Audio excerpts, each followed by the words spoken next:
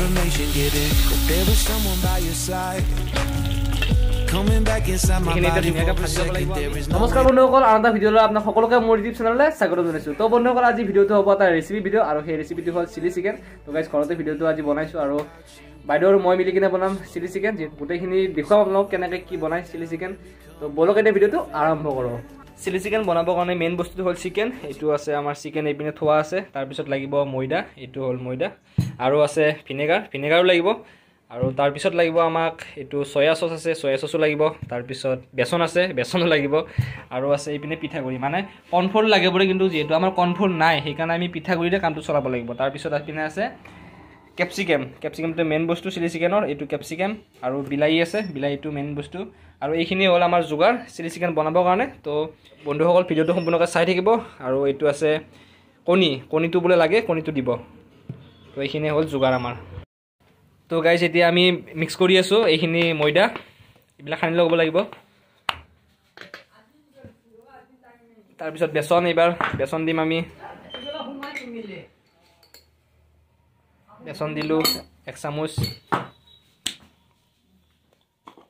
তাৰপিছত নিমখ লাগিব নিমখ দি আছোঁ এতিয়া কণী কি এটা দিব লাগিব নেকি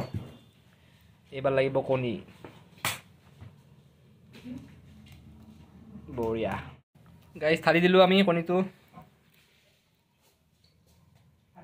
যোগাৰ কৰি আছোঁ এতিয়া এইবিলাক চব মিক্স কৰিব লাগিব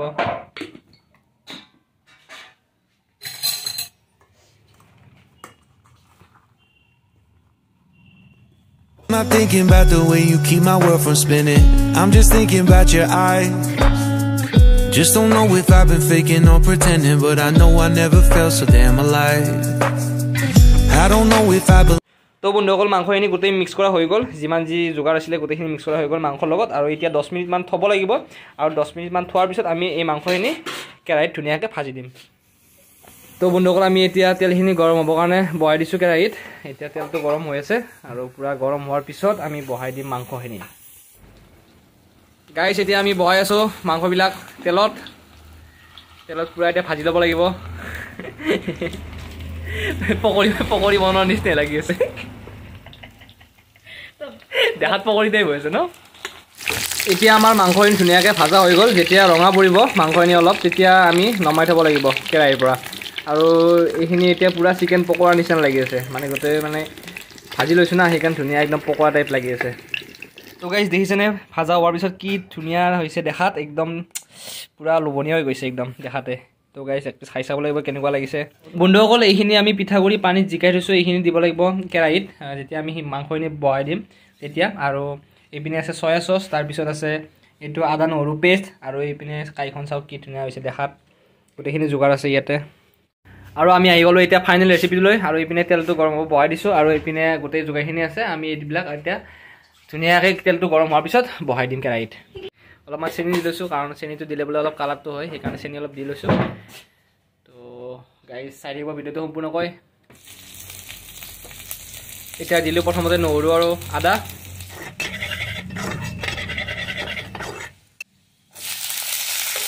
বঢ়িয়া এতিয়া তাৰপিছত দি দিলোঁ কেপচিকাম আৰু পিঁয়াজ এতিয়া এইবিলাক ধুনীয়াকৈ ভাজি ল'ব লাগিব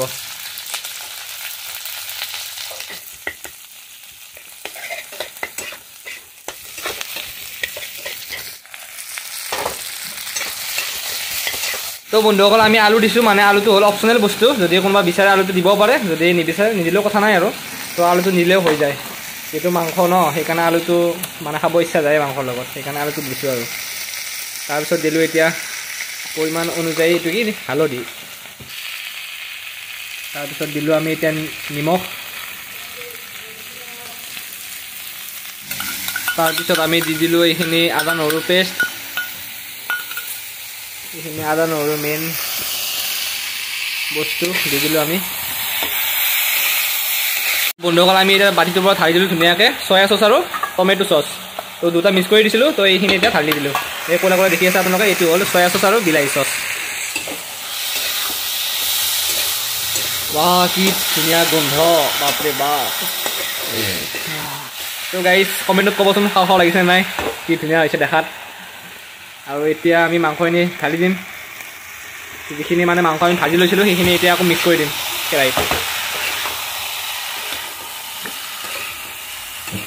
এয়া দেখি আছে আপোনালোকে, দেখাতে কি ধুনীয়া লাগিছে বাও। আৰু এতিয়া আমি অলপ অলপ মছলা ঢালি দিম। এতিয়া অলপ মিট মছলা দিলোঁ অলপ ঢালি, তাৰপিছত আৰু যি আছে ধনিয়া গুড়ি দিম এতিয়া অলপমান, ধনিয়া গুড়ি অলপমান দিলোঁ। তো এতিয়া দিলোঁ অলপমান জিৰাৰ গুড়ি, তো এইটো অলপ অলপ দিম আৰু বেছি দিয়া নাই। তো আৰু অলপমান পিছতে আমি এইটো পিঠাগুড়ি যি পানী দেখুৱাইছিলোঁ মানে মিক্স কৰি থৈ দিছিলোঁ পিঠাগুড়িৰ লগত পানীখিনি, সেইখিনি আমি ঢালি দিলোঁ এতিয়া,